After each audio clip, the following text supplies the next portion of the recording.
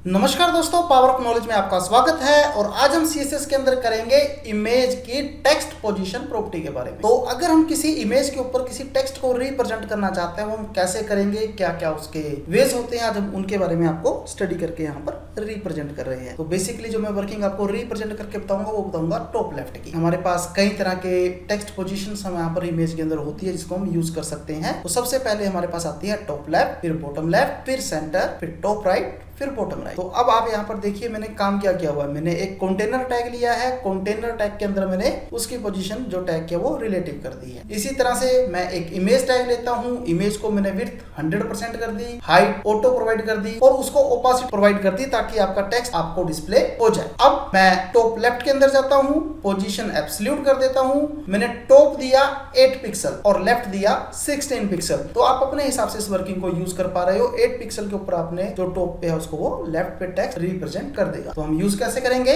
Div class, container, image, जो भी आप यूज करना चाहते हो। अल्टरनेट टेक्स्ट अगर आप देना चाहते हो आपकी मर्जी है। आपकी इमेज की विड्थ कितनी है, आपकी इमेज की हाइट कितनी है, वो आपकी इमेज के ऊपर डिपेंड करता है। इसी तरह से डिव क्लास टॉप लेफ्ट और यहाँ पर मैंने इसको टेक्स्ट टॉप लेफ्ट प्रोवाइड कर दिया वर्किंग को परफॉर्म करने के लिए। हम इसको किस तरह से यूज कर सकते हैं, आइए हम इसको एक प्रैक्टिकल एग्जांपल में यूज कर लेते हैं। तो फ्रेंड्स, ये मेरा एक सिंपल नोटपैड के अंदर पेज बना हुआ है HTML का, जिसके अंदर मैंने इमेजेस को यूज किया हुआ है।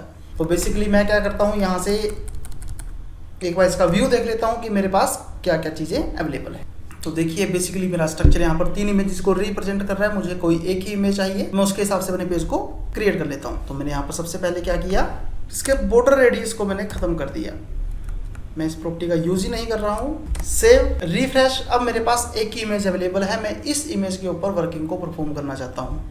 तो मैं थोड़ा सा वर्किंग क्या करना चाहते हैं वो देख लेते हैं। हमने मेनली 3 चीज़ों के अंदर वर्किंग को परफॉर्म किया था। एक था मेरा यहाँ पर जो मेरा इमेज का कंटेनर टैग था, जिसको मेरा मेन टैग था, और उसके अंदर मैं सारी वर्किंग को परफॉर्म करवाना चाहता था। तो अगर मैं कंटेनर टैग की बात करता हूँ तो कंटेनर टैग में मैंने सिर्फ उसकी पोजीशन के ऊपर काम किया था। मैं विड्थ जितना यूज करना चाहता हूँ मैं कर सकता हूँ, वो मेरे ऊपर डिपेंड। और इसके बाद इमेज टैग और टॉप लेफ्ट टैग। तो हम सबसे पहले यहाँ पर बात करते हैं कंटेनर टैग की। मैंने यहाँ पर एक डॉट कंटेनर टैग बनाया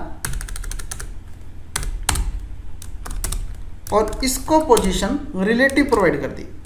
इसी तरह से मैं बॉडी टैग के अंदर गया और डिव के अंदर क्लास कंटेनर को कॉल कर लिया। मैं डिव को क्लोज करता हूं, सेव करता हूं, ब्राउजर पे जाता हूं, रिफ्रेश करता हूं। तो अभी तक मेरी इमेज के ऊपर ऐसा कोई इफेक्ट नहीं है जो कंटेनर के थ्रू आपको यहाँ रिप्रेजेंट हो, क्योंकि मैं सिंगल ऑब्जेक्ट को यूज कर रहा हूँ। अब नेक्स्ट यहाँ पर जो काम करूंगा वो करूंगा इमेज में मैंने विड्थ 100% दी है, हाइट ऑटो ली है और उसकी ओपासिटी के ऊपर वर्किंग को परफॉर्म किया है, विड्थ, हाइट एंड ओपासिटी। तो इसी तरह से मैंने यहाँ पर इमेज टैग लिया,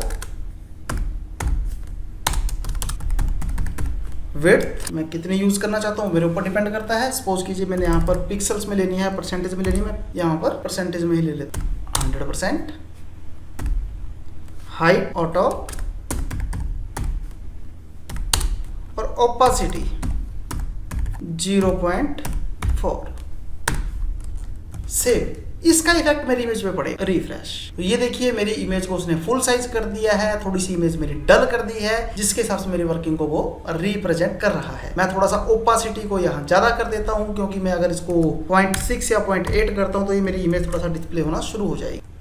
तो इस तरह से आपकी वर्किंग यहाँ पर रिप्रेजेंट हो चुकी है, पूरे पेज के ऊपर आपकी इमेज डिस्प्ले हो रही है। अब मैं इस इमेज को चाहूँ तो कैसा भी टेक्स्ट प्रोवाइड कर सकता हूँ इसके किसी भी एरिया को। तो मैंने कंटेनर टैग यूज कर लिया, मैंने इमेज टैग यूज कर लिया। अब मुझे यहाँ पर टेक्स्ट प्रोवाइड करना है। अब अगर मैं टेक्स्ट की बात करता तो आपने ये देखा होगा यहाँ पर मैंने इमेज के बाद एक अलग से डिव लिया है कंटेनर के अंदर ही, और टॉप लेफ्ट यहाँ पर लिखा उस वर्किंग को परफॉर्म करवाया है। तो बेसिकली मैं इतना ही काम अभी आपको करके दिखाता हूँ कि मैंने यहाँ पर करना क्या है। डिव क्लास टॉप लेफ्ट या मैं कोई टेक्स्ट लेता हूँ और मैं देखता हूँ कि मेरा टेक्स्ट वो आएगा कहाँ। बेसिकली मैं कंटेनर टैग के अंदर गया और मैंने यहाँ पर एक डिव को यूज किया। अभी मैं किसी वर्किंग को यूज नहीं कर रहा हूँ, मैंने सिंपल यहाँ टेक्स्ट लिखा पावर ऑफ नॉलेज और अपने डिव को क्लोज कर दिया। सेव। मैं ब्राउजर में गया, रिफ्रेश किया, तो ये देखिए जो मेरा टेक्स्ट है, टेक्स्ट मेरा इमेज के नीचे डिस्प्ले हो रहा है। तो सबसे पहले मैं यहाँ पर यूज करूंगा पोजीशन एब्सोल्यूट प्रोप। तो मैंने यहाँ पर क्लास ली टॉप लेफ्ट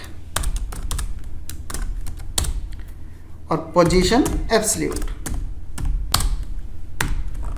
मैं यहाँ करता हूँ लेफ्ट 8 पिक्सल, टॉप 16 पिक्सल, और यहाँ पर मैं अपने डिव के अंदर उस क्लास को यूज कर लेता हूँ।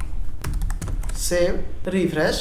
तो ये देखिए यहाँ से मेरा टेक्स्ट हट चुका है और वो इमेज के ऊपर रिप्रेजेंट हो रहा है कि मेरी इमेज की किस लोकेशन में मैंने टेक्स्ट को रिप्रेजेंट किया है। टॉप के ऊपर पावर ऑफ नॉलेज। अब मैं यहाँ पर कहता हूँ कि टॉप मुझे पिक्सल्स में नहीं चाहिए, मुझे परसेंटेज में चाहिए और 50% के ऊपर वर्किंग को परफॉर्म करे।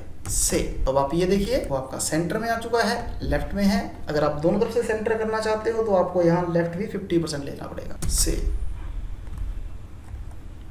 तो इस तरह से आपके लिए काफी इजी हो जाता है किसी भी वर्किंग को परफॉर्म करना, जैसा भी आप वर्किंग को परफॉर्म करना चाहते हो।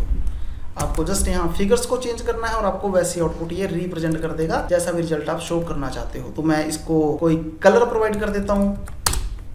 सपोज कीजिए मैं यहाँ इसको ले लेता हूँ कलर रेड,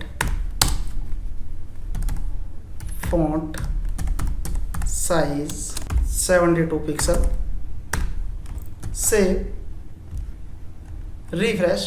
तो देखिए इसने उसी तरह से वर्किंग को मेरी को रिप्रेजेंट कर। अब मैं कहता हूं कि ठीक है जी, मुझे इतनी वर्किंग तो इसने प्रोवाइड कर दी, लेकिन किस प्रॉपर्टी का क्या इफेक्ट पड़ा मुझे वो पता लग जाए। तो मैं सबसे पहले पोजीशन एब्सोल्यूट देखता हूं। रिफ्रेश किया, टेक्स्ट आपका उसी लोकेशन पे है, क्योंकि एब्सोल्यूट पोजीशन के बाद आपको उसकी एक पोजीशन भी देनी पड़ेगी कि आप उसको कहां यूज करना चाहते हो। सपोज कीजिए मैंने यहां पर कर दिया लेफ्ट के अंदर 50%।